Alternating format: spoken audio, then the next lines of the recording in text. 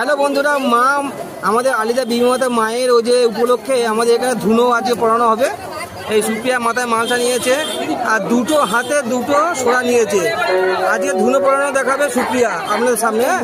আপনারা পুরো ভিডিওটা দেখতে থাকুন।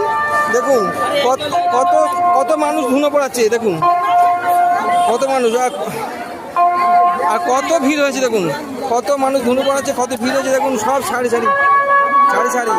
আর এখানটায় একদম মায়ের ভক্তরা সব ভিড়, কত ভিড় আজকে। দেখুন আজকে সেকেন্ড মেলা।